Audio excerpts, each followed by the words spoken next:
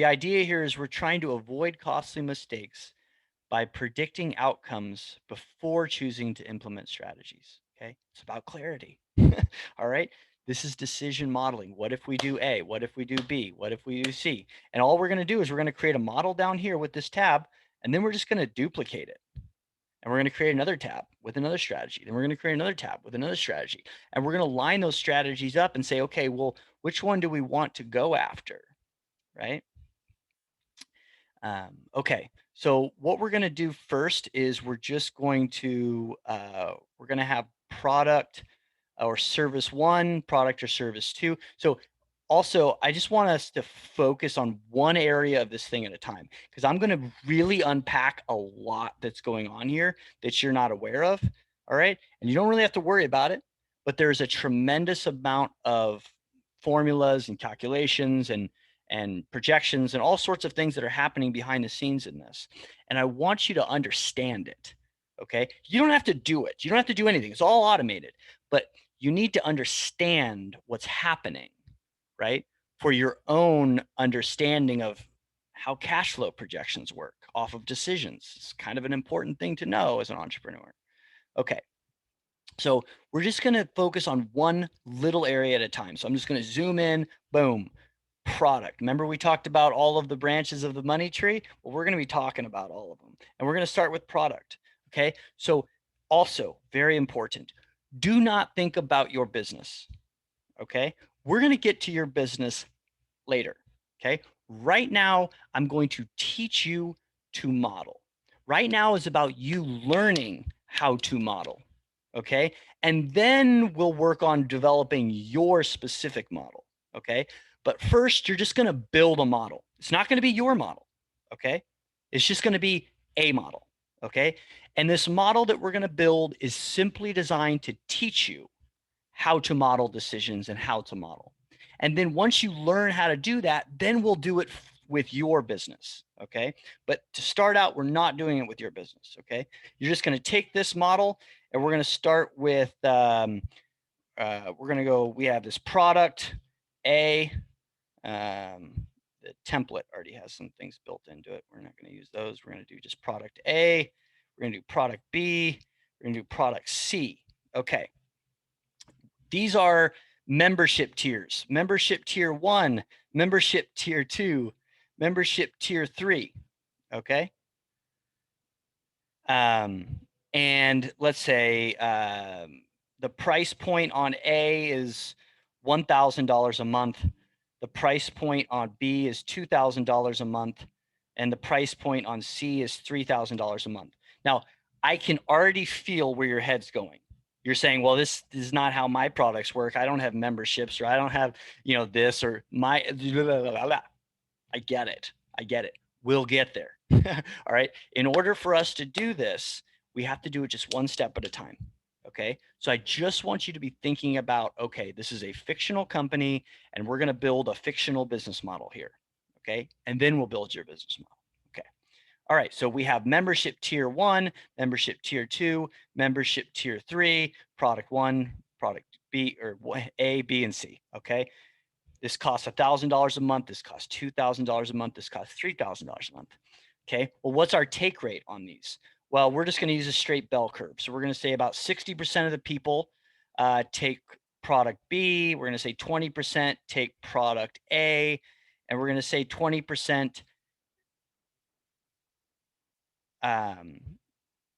take product C. Okay.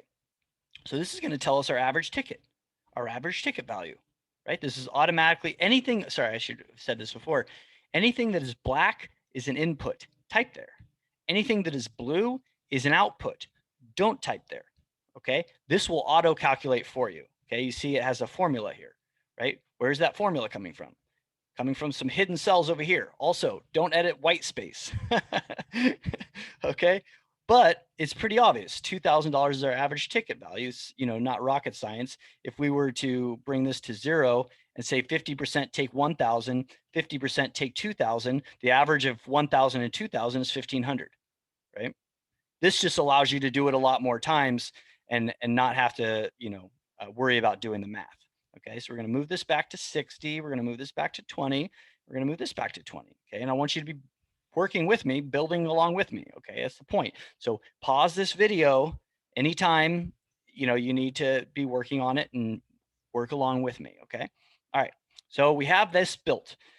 Our average ticket value, our average monthly ticket value is $2,000. Sweet. Okay, now we're going to drop down to customer. This is our customer portfolio. We have 3 general types of customers, right? We have some of our customers stick around for, I don't know, 6 months. Some of them stick around for 12 months. Some of them stick around for 24 months, right? And then of course we have some outliers. Some people, leave immediately, and some people stick around for longer than 24 months. But on average, we have 3 kind of basic types of customers. All right, and we're just going to apply a bell curve to this too. So we'll say 60% here, and we'll say 20% here. We'll say 20% here.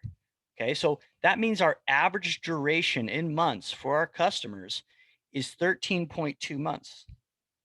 And the average ticket per month is 2,000.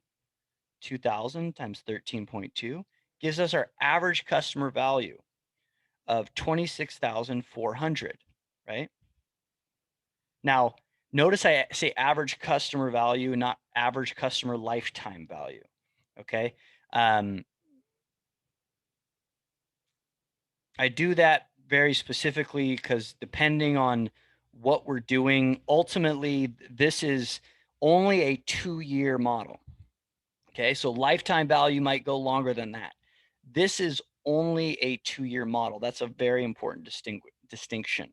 Okay, the reason for that is because any strategy that we're going to implement, I used to create 5-year models, but the statistical variance when you get 5 years out or even 3 years out is so high that I don't even care about the information, right? I'm just like, yeah, maybe, but you also can't create a 1-year model because there's no ROI in year 1, oftentimes, right? I mean, sometimes, right? But oftentimes when you implement a strategy, it takes a year to implement, to build, to test, to really get that puppy working. And the amount of money that you spend in year 1, right, is catastrophic. And it's usually, there's usually a debt load there, right? And year 2 is when you're really seeing that payback for the investment in year 1. So that's why it's a 2-year model, right? And the 2-year model, if you can't make a strategy work in 2 years, like you can't create an ROI in 2 years, then I don't even want to do the strategy, right? Like it's too hard to make it work in 1 year, but 2 years, we should see a beautiful hockey stick in 2 years. What's the hockey stick? Investing, paying back, profit, right? All right. So it's kind of like, well, yeah, anyway. So we're trying to create a healthy hockey stick, and this is why this is a 2-year projection, and that's why it says average customer value, not lifetime value. Okay. So we got our average customer value. At this point, you should have built this, and you should have built this, and your numbers should be matching my numbers. Okay. Also, one quick note, always come down here and create a duplicate. Duplicate, bloop, right? Never edit the master copy, just in case you break something. Okay. All right. So your numbers should be saying these. All right. If you're with me thus far. Okay. Now what I'm going to do is I'm going to start to show you what's happening behind the scenes a little bit. Okay. And it's important. All right. All right. So again, don't worry about looking at anything else on here. We're just going to be unpacking this thing one little chunk at a time. But there's this little button down here that pulls up a lot of back-end math. Okay, you press this little button over here. I want you to just press it, bloop, and it pulls up all sorts of stuff that's happening behind the scenes. There's all sorts of stuff that's happening. You notice it's all blue, right? Which means it's all an output, which means you don't have to touch anything here. It's all just calculating everything for you and spitting it into a nice little graph that you can look at here. Okay, so, but I do want you to understand what's happening behind the scenes because it's really important for you as you're starting to maneuver this model to understand what's actually happening. Okay, so I say all that just to say, let's look at the first thing that's happening behind the scenes. And that is the combination of this area here, product and customer, is giving us this. This is our average single customer value outlook. Okay. This is our cash cycle. What is it? 2000 times 13.2. So you see 2000 for month 1, 2000 for month 2, 2000 for month 5, 2000 for month 7, 2000 for month 13, and then 13.2. So that means in month 14, there is 0.2 of 2000, and there it is, 400, right? And it's all happening before you. So, you know, if you change this and this becomes 6, right? Watch this. It all just changed. Now it's down to 10, right? We can bring it back. Now it's up to 14, right? And because there's all of these cells have a ton of math happening in the background. I wrote these formulas. I don't even know how I wrote those formulas. I think I was just having like a Rain Man afternoon one time because I don't think I could write them again. But they're there, and all of these blank spaces have formulas in them, and it creates this average single customer value outlook. Okay, this is your cash cycle. All right, cash flow projections. All right, that's super important. You're going to need to remember that for the future. So this is going to be a component of something I'm going to be talking about in the future. That's all we need to understand right now, though. Okay, again, just try to understand this one chunk at a time. Don't look around the spreadsheet at other things and be like, oh, what's going on over there? What's happening over there? If we can just unpack one little piece at a time, then I'll show you how it all fits together. Okay, so this is our average single customer value outlook. Okay, this is incredibly important.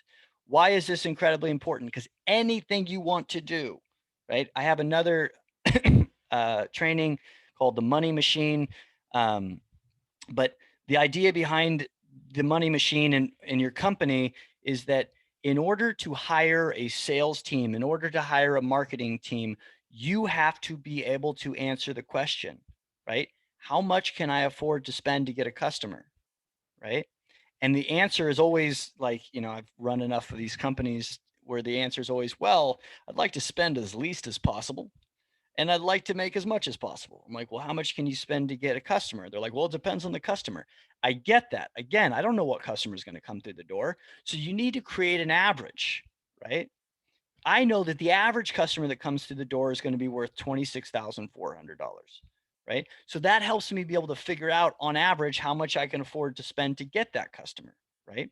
Based on my P&L, right? And then once I figure out how much I can afford to get a customer, then I can work out how much I can afford to get a lead, right? How much I can afford to pay commissions on that lead that are closed, how much I can afford to get a click. All of these numbers come out of this number. That's why it's very, very important, right? You can't unpack your business model and ultimately do anything smartly unless we first understand this number. Okay. Now we're going to go to the next component of this. So we've unpacked this and we've unpacked this. So the next thing we're going to unpack, which is really cool, over here is our customer acquisition system. This, again, whatever customer acquisition system you're utilizing, there's tons of them. We talked about them in the money tree, right? But for this, no matter what your customer acquisition system is, it's always one micro yes, goes to another micro yes, goes to another micro yes, goes to a macro yes, or a new customer. Okay. So what we're going to do is we're just going to run a simple pay-per-click funnel, right? Running to a phone call. The phone call is going to close new customers. Okay. Now there's a lot of micro yeses in between these micro yeses, right? But we're just going to do high level micro yeses. So the first one is going to be impressions. The next one is going to be ad clicks. And you should be writing this along with me. Okay. The next one is going to be phone calls. All right. And then the last one's going to be new customers. You should all be I'm not obsessive compulsive. Anyway, Okay, so let's say we got some people looking at ads. That's an ad impression. Some of those people that look at the ads are going to click the ad.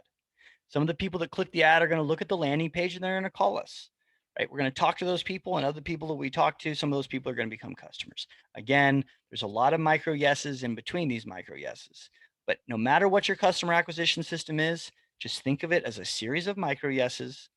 You're tracking the conversion between those micro yeses, and you're identifying where's my clog, and then you're doing conversion optimization until it's fixed. We need to fix our offer. We need to fix our headline. We need to fix our ad copy, whatever it is, right? All right. So where are we going to get these numbers to throw into here?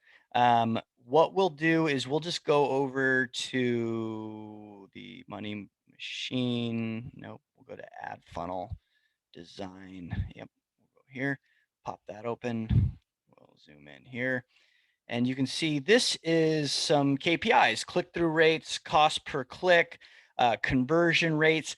This is a sample size of 14,000 US-based companies representing over 200 million in aggregate spend. This was done a couple years ago. It hasn't been redone. I looked. So it's a good at least starting place, right? So we can see, okay, what's the average click-through rates in each industry for Google Display, for Facebook.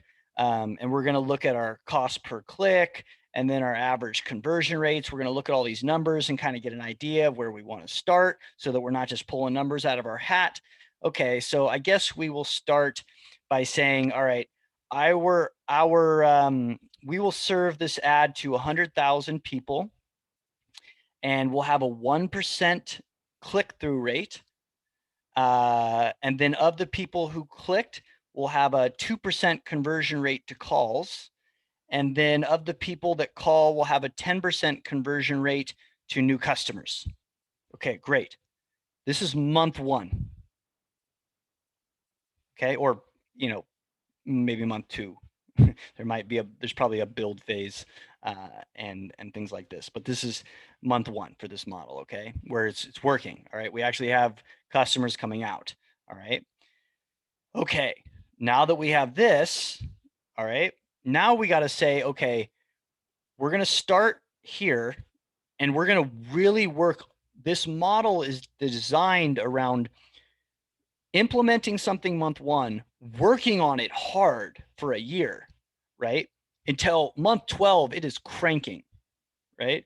We are seeing incremental improvements, right? Maybe month 3, we have a breakthrough. We figured that headline out. You know, month 6, we have a breakthrough. We figured out how to alter the offer or get people to stop leaving at the checkout or whatever it is, right? But we're going to work on conversion optimization, both in our ads and our offers, landing pages, whatever else, whatever it is, right? For a year. So we're going to see growth in our progress for our team for 1 year till month 12, right? And then at month 12, we're just going to say it's static. We're not going to see any more improvement. Like, we've improved it. It's working. We can't really get much more improvement out of that. And we're just seeing steady levels of performance for years, or month 12 or 13 through 24, year 2, right? So again, this model, the customer acquisition system in this model, this is where we're starting month 1. This is where we're ending month 12. We see a steady progress in between. And then the next year, we just see flatline performance so that it gives us an idea of what our cash flow projections are going to look like, or what our performance curve is going to look like, or our learning curve. Okay, so for month 12, let's say that we are going to still be serving the ad to 100,000 people. Okay, and we're going to move from 1% to 3% click-through rate. Okay, and then we're going to let's see, okay, looking at cost per conversion, click-through rates. We'll say that we're going to try to get it to conversion rates to 4%. Okay, and then we're going to try to get our sales close rate to 20%. Okay, so again, month 1, not great performance. Month 12, we're trying to really improve our performance metrics over the course of a year. okay? This is not a small amount, so we're going to see incremental chunks, where we're figuring out messaging and things like this, right? Okay. Now let me show you what's happening behind the scenes on this. This is super important. Okay, month 1, phone calls, those are leads. We have 20, right?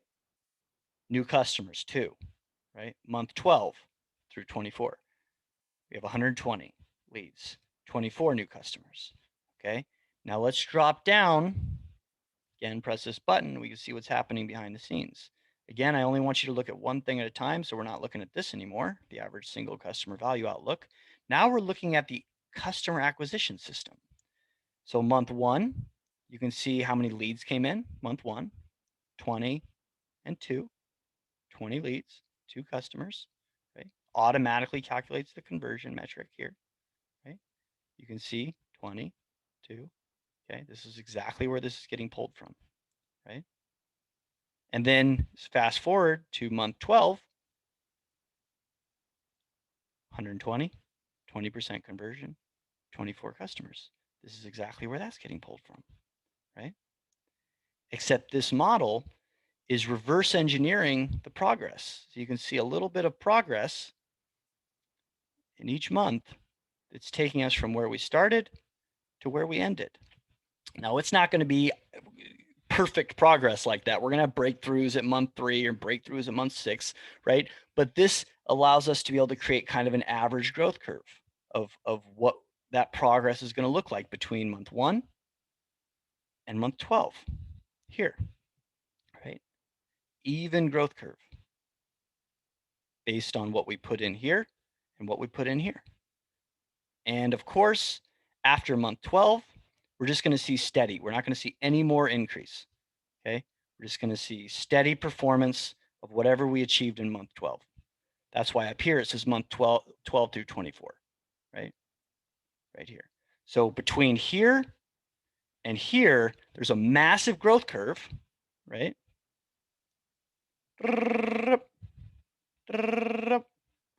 All the way out here to month 12. It's a massive growth curve, learning. And then from here, it's just steady all the way to month 24. Okay. That is how we're designing our customer acquisition that we want to implement. We know no matter what, there's going to be a really big growth curve for year 1. We know we're probably not going to see really great ROI in year 1. So we just want to know, okay, well, what's this growth curve going to look like? And then we play it out over 2 years. So at least we can be able to calculate a good ROI, which we'll see more so happening in year 2, right? Okay, that's customer acquisition system. I don't care what it is, right? Whatever your customer acquisition system is a series of micro yeses leading to a macro yes, okay? Now, again, I just want you to build this one, to build along with me, to see what's happening. And again, just to learn. Right now, we're just trying to learn. We're not trying to do it for you quite yet, okay? All right, now that we have the customer acquisition system designed, all right, so now we've gone through product, customer, right, and customer acquisition system, okay? The next component of this is understanding cash flow projections, okay? So how does the cash flow projections work? Well, I want you to look down here. This is my favorite part. Not to nerd out too hard right now, but this is really cool. Okay, so when you combine these 2 elements, average customer, single customer value outlook, right? So right here, this is what our average single customer looks like for 13.2 months, right? When you combine that with our customer acquisition system here, month 1, month 2, month 3, we get our cash flow projections. And the cash flow projections are really cool. Okay, so check this out.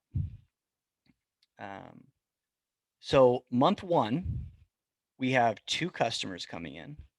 Those 2 customers are worth $2,000 a piece, right? So that's $4,000. And the money that we made from those customers coming in, those customers are going to stay with us. right? Right? For 13.2 months.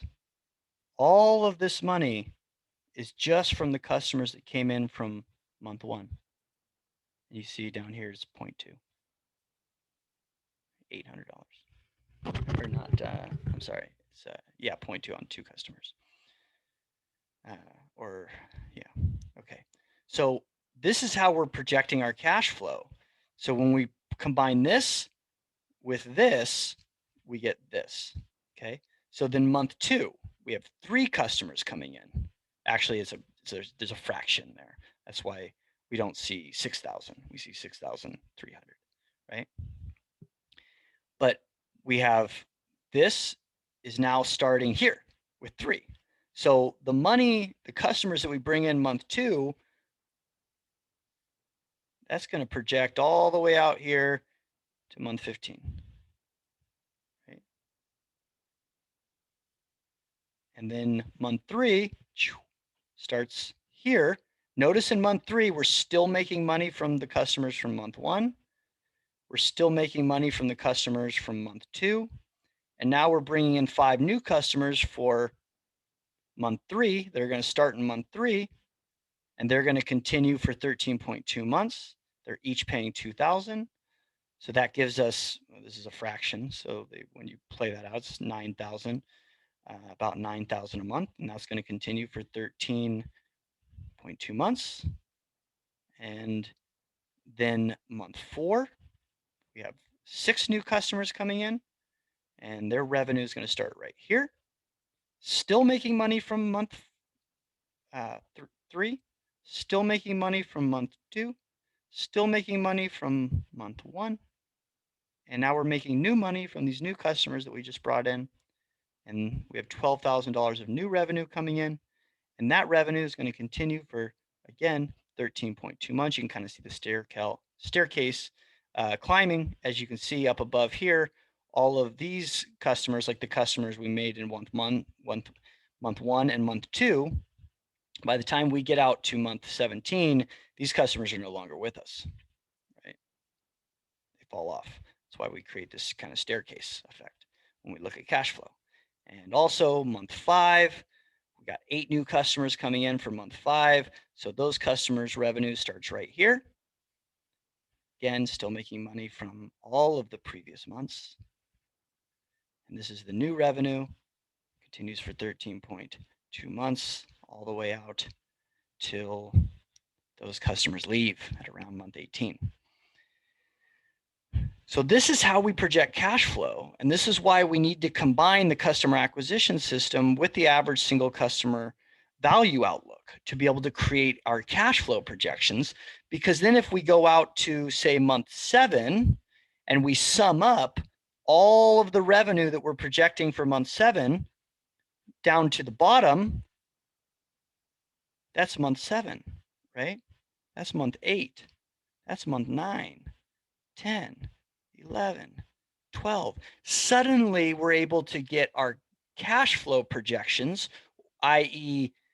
the top line of our P&L, profit and loss statement projections, right here, because we're able to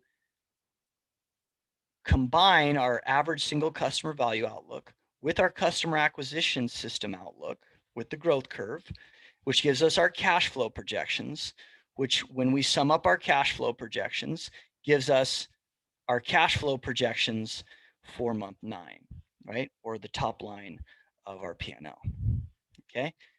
Cash flow is everything in business, right? You can't, like, we're all about the utilization of business as a means for spreading love into the world, right? We believe that business should be about more than just making money. It should be about spreading love. But you cannot spread much love if your cash flow chokes you out. Okay, so you always have to be very, very attentive to cash flow. All right, don't work on a bunch of stuff. It's not going to drive cash flow. Okay, next, what we're going to do is we're going to go up here and we're going to look at the alternating force here. So thus far, we've just been looking at revenue. Now we're going to look at spending money. Okay, got to spend money. All right, we're going to zoom in. Okay, again, to reiterate, we already went through the product section.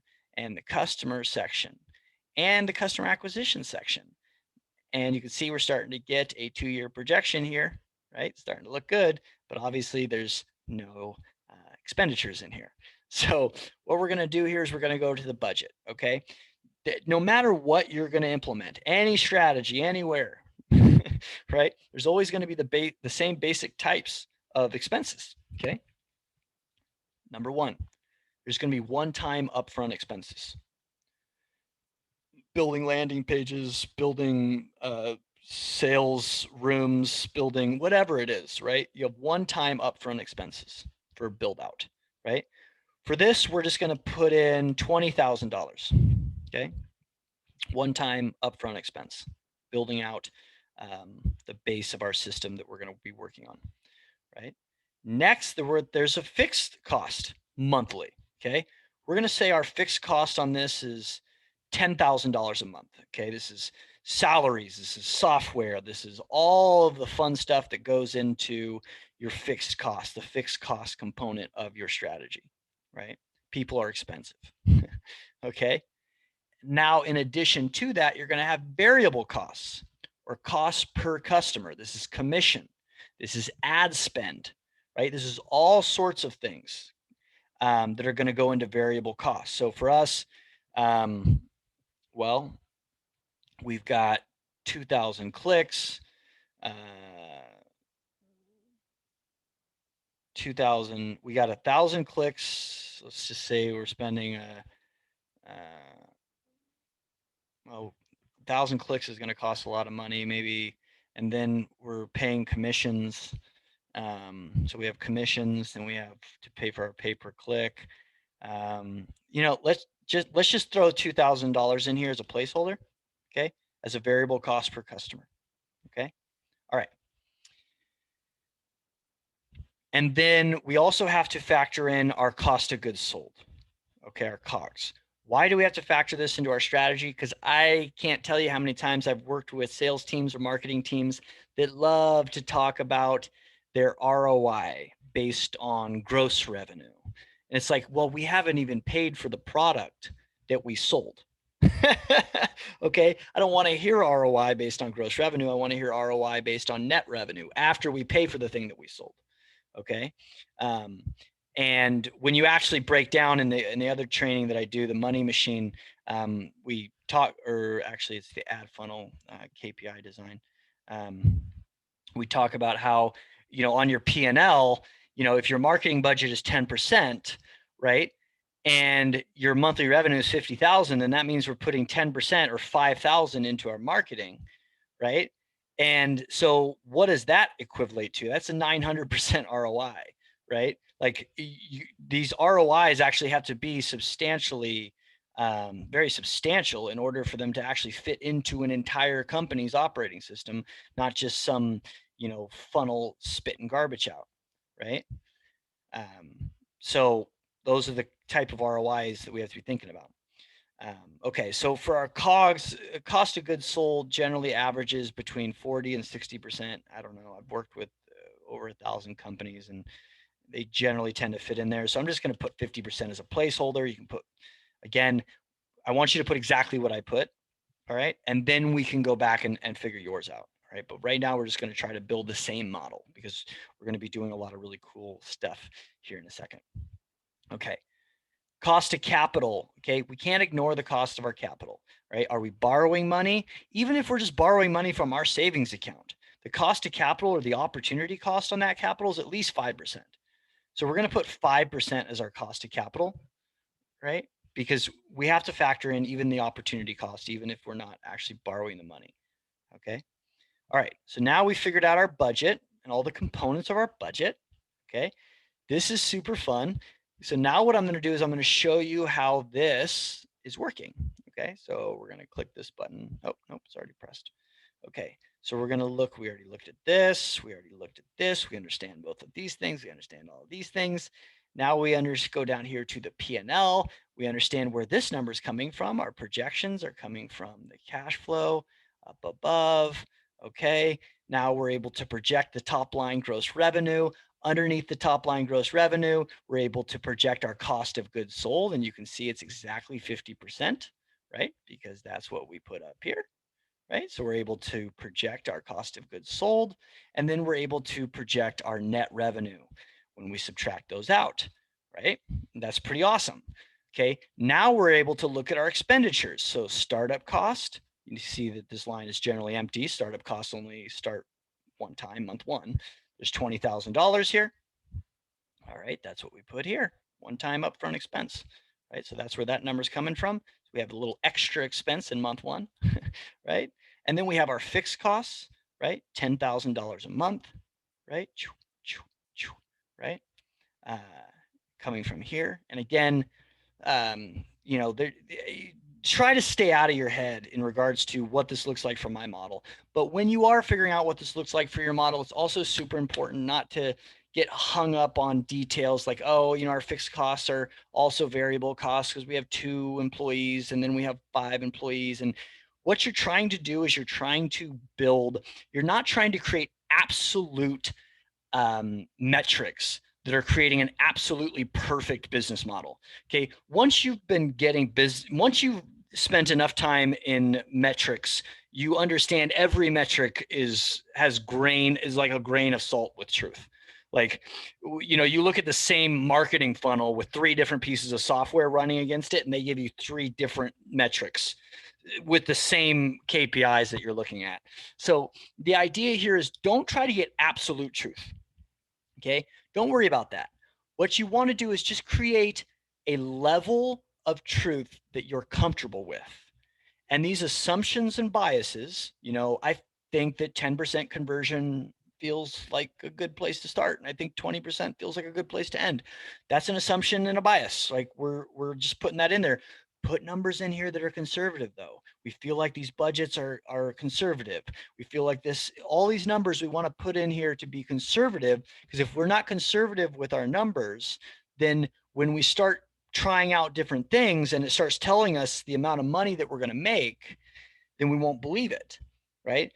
And when we start trying out all these different strategies, which we're going to do in a second, it's super important to understand that all of the strategies that we're doing, we're just going to be changing one thing at a time. Let's try this. Let's try this. Let's try this. Let's try this. Let's try this. And all of them are built with the same level of accuracy. So the assumptions and biases that we used are identical. So it's not about like how much we're going to make money here, how much money we're going to make here, how much money we're going to make here.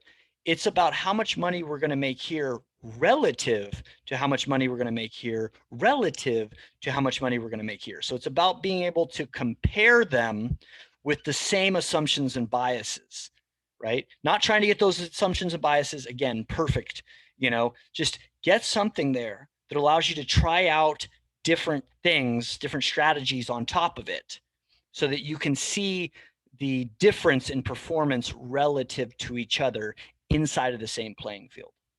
Hope that makes sense. Okay. All right. Back down to where we were. What were we just talking about? We were talking about fixed cost 10,000, variable cost 2,000. So let's go down here. We can see our fixed costs 10,000. There it is. We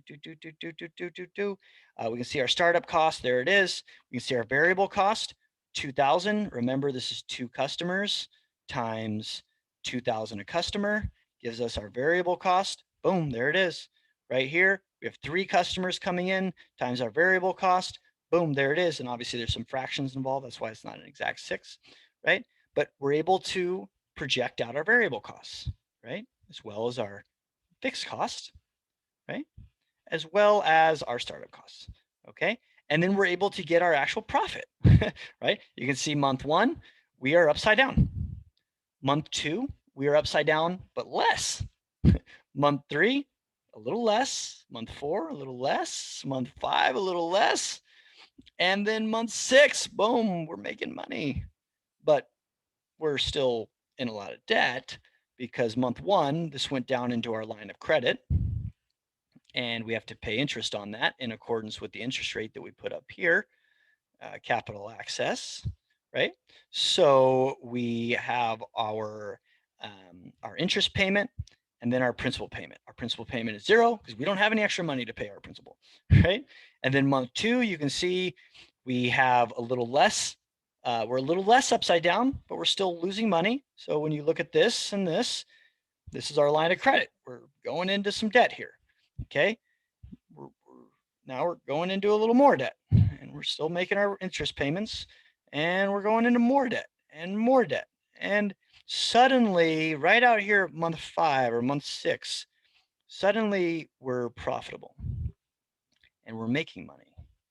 And this is where our line of credit maxes out. It never goes up after that. It actually goes down because we start paying that off, right? You can see out here, month 10, we have it paid off, right? This is the hockey stick going. The first leg of the hockey stick is right here. We're driving ourselves into debt here, driving ourselves into debt here, turning around right here, pulling ourselves out of debt. Debt line is decreasing, decreasing, decreasing. And then the promised land, right? We got Egypt, we got the desert, and then we have the promised land, right? Out here, no debt, right? And just pure profit, okay? So again, you can see the trajectory of this up here on this graph. We're driving ourselves down into debt, and then we're pulling ourselves out of debt here, and you don't even ever have to look down there because I made it super easy. Check this out over here, right here. Time projections. We are profitable month 6, down here, right around month 6. See this? Month 6 tells you automatically, right? And then out of debt, month 9, right here. Down here, we go down to month 9. We can see, oh, losing myself here. Month 9, you can see, boom, the debt disappears after month 9. Boom, right? This tells you what's happening down there, so you don't ever have to go down there. But I do want you to understand what's going on in this hockey stick, right? 3 phases, right? Again, the first phase, driving ourselves into debt here. And then the second phase is pulling ourselves out of debt. And you notice that the difference, we're making money, and then we have our interest payment, and then the remainder of this money that we didn't pay to interest becomes our principal payment. And we start cranking ourselves out of debt. So this is going to go to pay this, right? Pay this, and the rest goes to principal payment. Boom, automatically. That's how we're getting ourselves out of debt, right? Because you can see there's no principal payments here because we're upside down. But as soon as we get right side up, we start making principal payments, and it's all calculated for you automatically. Okay. Oh, those are some gnarly equations in here. I don't even remember how I did that. Awesome. Am I progressing or am I going backwards? When I look back, I'm like, man, I used to be smart. Anyway, okay. So and we have our net and our hockey stick. And then, so this is all getting calculated just really simply up here. So now we know what's going on with the budget. We've talked about, again, all the phases, the product, the customer, right? We talked about the customer acquisition system, and you're building this along with me. And then we talked about the budget, right? And then now we've talked about the time projections, right? And how this thing is projecting. And the only thing we haven't talked about now on this side is the capital requirements. So capital requirements, how much money do I need to implement this strategy? So the debt outlook is 60,800, right?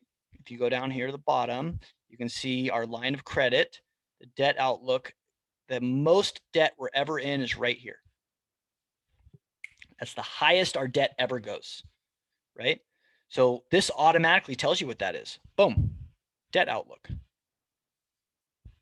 But we want to approach this with the same level of confidence that like a venture capital firm uses. So a venture capital firm invests at like a 50% confidence level. What that means is for every dollar they invest, they save a dollar to rescue the first dollar, right?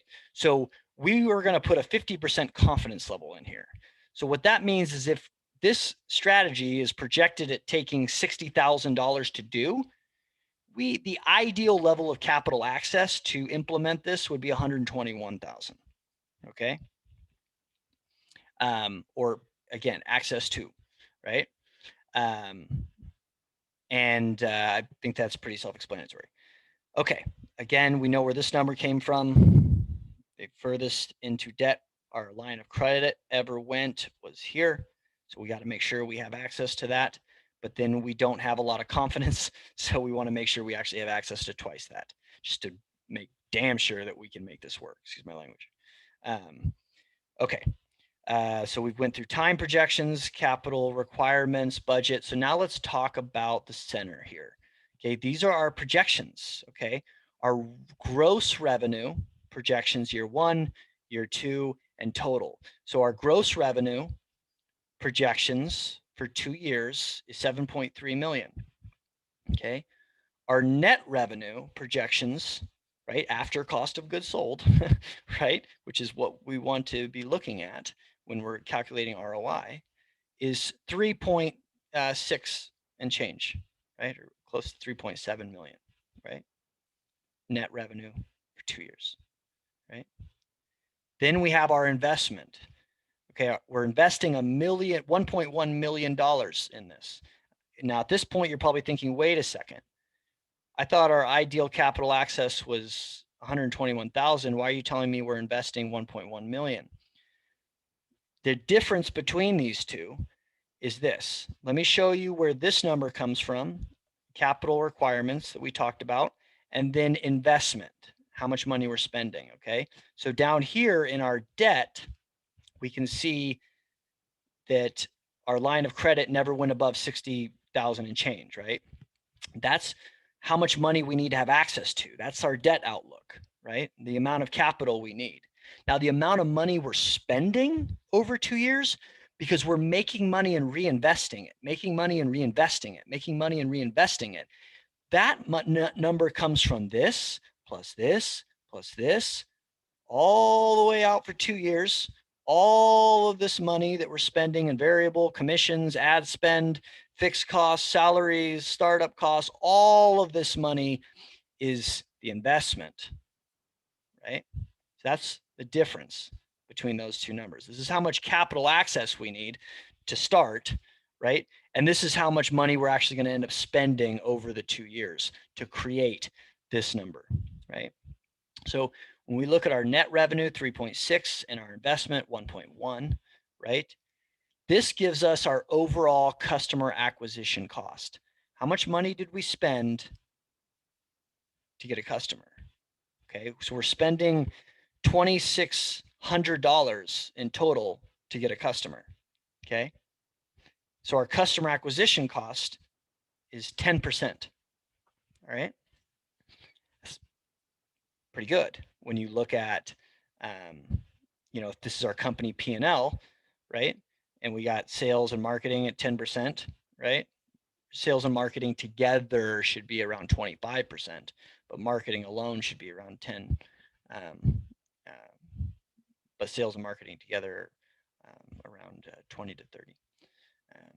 But again, pretty great, right? So again, what we're trying to do is we're trying to build a system when we're talking to sales and marketers and they're asking us, you know, about budgets and about KPIs, because ultimately your job is to hire a marketer, give them KPIs, give them budgets, and tell them to hit it, right? And you're not able to do that unless you really understand your metrics, right? So understanding that you're spending $2,600 to get a customer is great because your customers are worth 26,000, right? And eventually, I mean, we do the money machine training, but we just talk about your money machine. You spend X to make Y. Spend X to make Y over and over and over and over and over and over and over, right? You can't understand what X is and what Y is unless you understand what your model looks like. Okay, our return on investment here is 232%. Okay.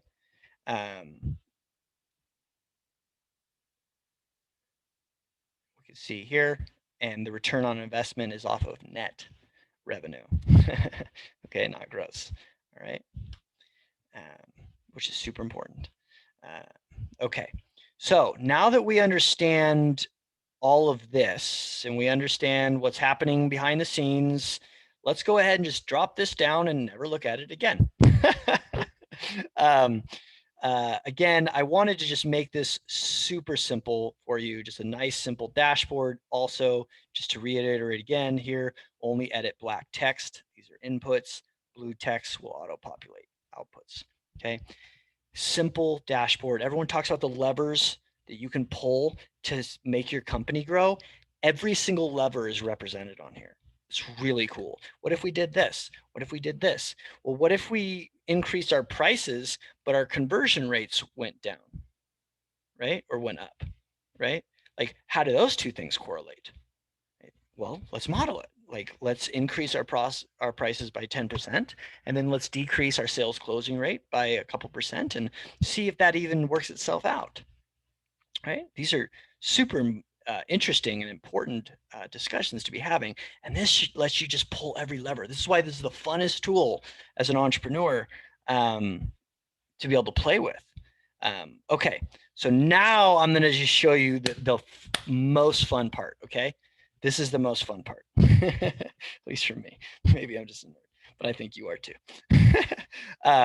Okay, so let me pull this up here. We're gonna zoom in on this down here. The only thing that I haven't showed you so far, this one little piece, variant testing. Super fun. Okay, what we're gonna do is we're gonna go to our control. This is a starting point, okay? Our control is going to be this number right here, our 2-year gross revenue, okay? So we're gonna put that number in here. That's our control. 7,372 800, right? 7,372 800. Okay, so we put it right in there. And it tells us our growth. 0% growth, $0. Growth in percent, growth in dollars, right? So once we have this, now we can do this. This is super fun. So go here. We're gonna, let me see here. We are going to duplicate. Whoop. I'm gonna zoom out a little bit so it's not so overwhelming. All right. We're gonna go down here and we're gonna just try, we'll stick with the money tree. How about that? Let's just try a customer strategy. All right, so we try a customer strategy. So what are we gonna do? And I want you to be doing this with me. So you should be duplicating, make a new tab. Okay, make a new tab. All right, we're gonna do a customer strategy. What kind of customer strategy we're gonna do? I don't know, we're gonna work on customer retention. We're gonna implement a customer experience roadmap or whatever we're gonna do. And we're gonna try to get this to move, okay? So we're gonna move, and we're always highlighting the one thing that we're moving to see what happens, okay? So here, we're gonna move this from 10% and we're gonna move this to 30%, okay? We increased our retention. That's all we moved. So whatever's highlighted is the only control or the only variation in this whole model. Again, we're trying to compare things one to another based on the same model. We didn't touch anything else in the model, okay? This strategy is gonna create nearly 5% growth for us, and it's worth $367,000. It's quite a bit. Maybe this is important, right? Okay, so now what we're gonna do is we're gonna do another one. We're gonna go in here, and we are going to duplicate this same model, okay? Move this over here, and we're gonna do product strategy. All right, what are we gonna do with a product strategy? Let's say that we are gonna create a new product, product D, and we're gonna upsell that or cross-sell that to our current customers, and it's gonna be $1,000 here. And we think that 20% of people are gonna take it. So this is all highlighted here. And then in addition to that, we're just gonna go ahead and increase prices by 10%. How about that? We're gonna do that. Increase our prices by 10% here. Okay, and so these are all changed. So everything that's changed, we wanna make sure and highlight. Okay, so these are our variants. We have a new product to cross-sell, and then we have a slight price increase. Okay, our growth here, 20% or $1.4 million on this strategy. Wow, that's pretty cool. Maybe we want to do that.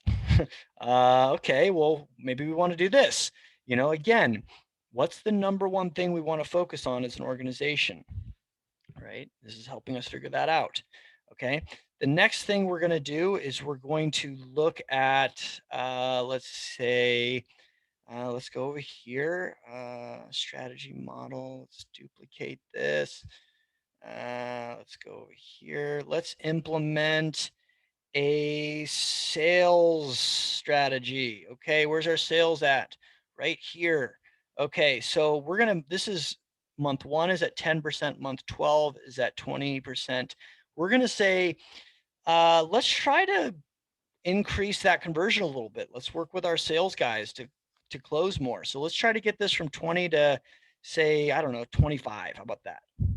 Right?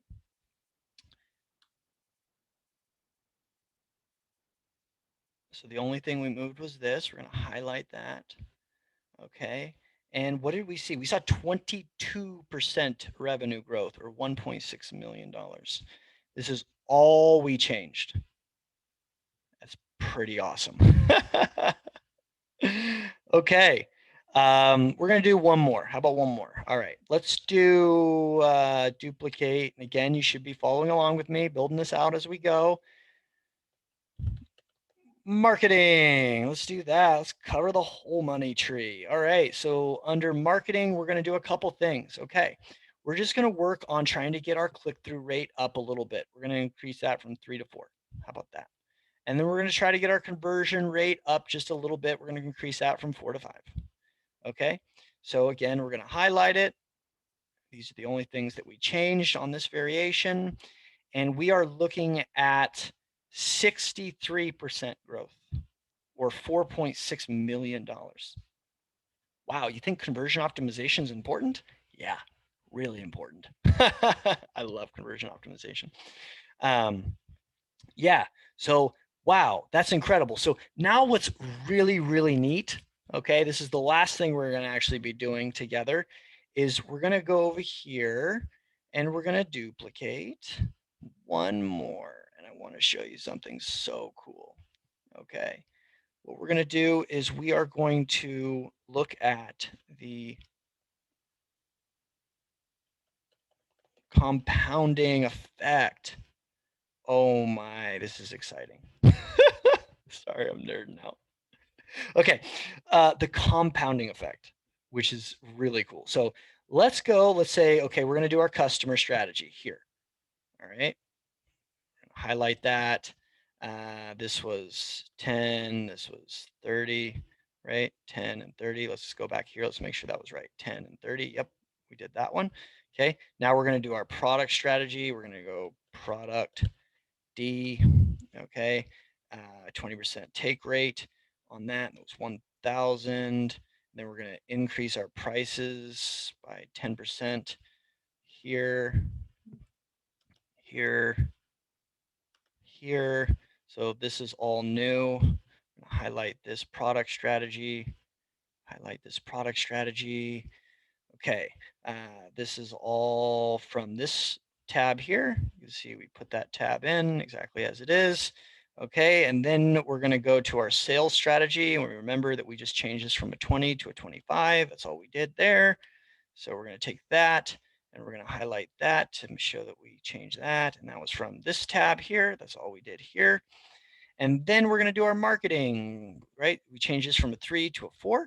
We changed this from a 4 to a 5, right? So we're going to highlight this here. We're going to highlight this here, okay?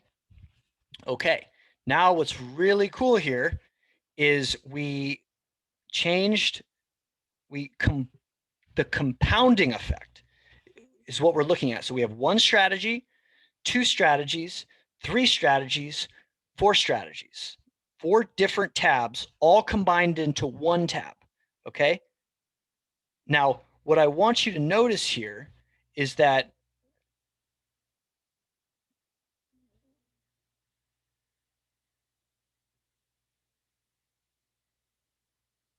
oh, I didn't do the math right here.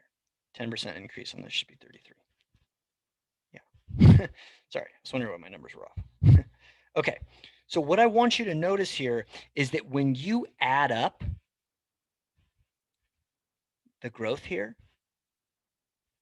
3.67 thousand or 367,000, right? 1.47 million, 1.64 million, 4.6 million. When you add up all of these tabs, the conclusion is that they should all equal $8.1 million. But when you go here, they equal 11. Individually, as you add them up, they equal about 8. But the compounding effect, when they're interacting with each other, creates an additional 3 million. It's really cool. The compounding effect is very, very interesting. Okay. All right. So at this point, you should have built